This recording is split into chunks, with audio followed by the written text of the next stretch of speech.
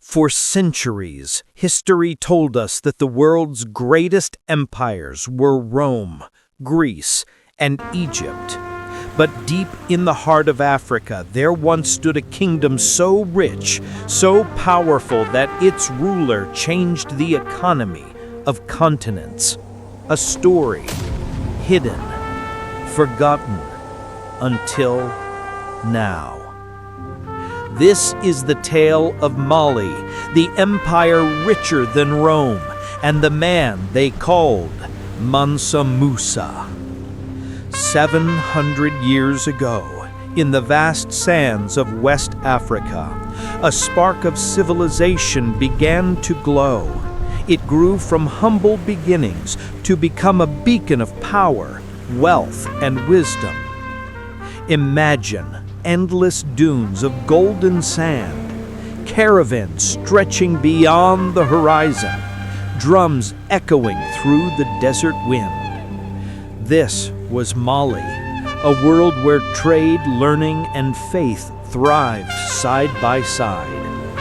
Its cities shimmered with gold. Its scholars guarded the knowledge of the ancients when much of the world had fallen silent. And its ruler, the wealthiest human being to ever walk the earth. Mansa Musa ascended the throne in the year 1312. He inherited a kingdom rich in resources, but he saw something greater. He saw a future built not only on gold, but on greatness. Under his leadership, Mali's borders stretched from the Atlantic Ocean to the heart of the Sahara. He united tribes, secured trade routes, and built cities that pulsed with life. Every merchant, every traveler, every kingdom that crossed his lands paid tribute to the Lion of Mali. His power was vast, his vision even greater. They say when Mansa Musa spoke, even the wind paused to listen. His wealth was beyond measure. He didn't count gold in coins, but in mountains. Gold so pure, it gleamed brighter than the desert sun. In 1324, he embarked on a journey that would make him a legend. A pilgrimage to Mecca, a sacred voyage of faith that would shake the known world. Across endless deserts he traveled, leading a procession so grand that it became the stuff of myth. 60,000 men, 12,000 slaves, and hundreds of camels, each carrying sacks of pure gold.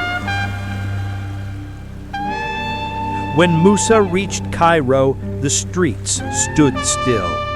He gave away so much gold to the poor, to the merchants, to the rulers, that he changed history.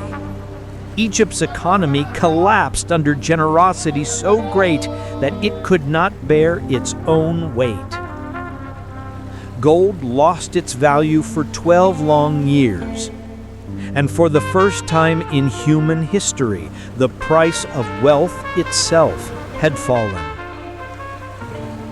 The world had never seen anything like him, a man who carried empire's fortunes and yet knelt humbly before his faith.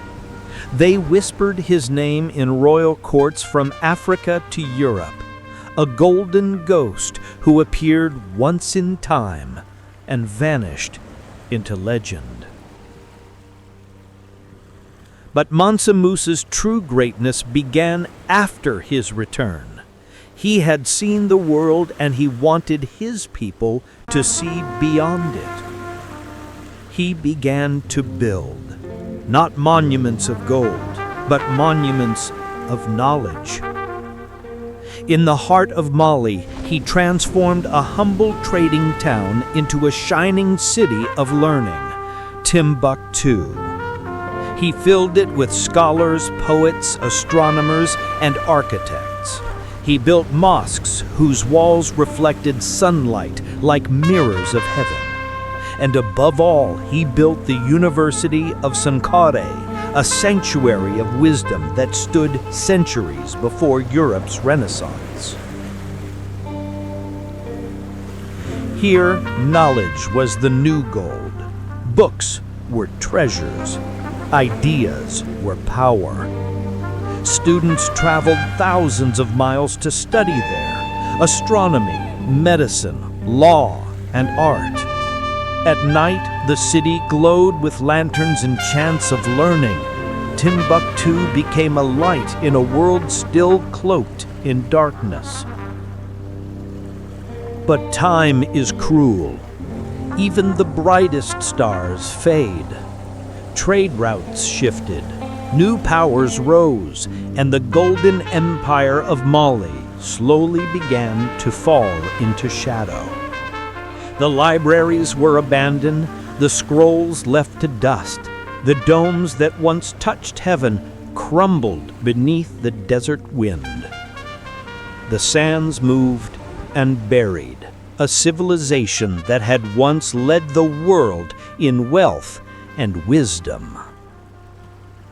And for centuries, silence followed.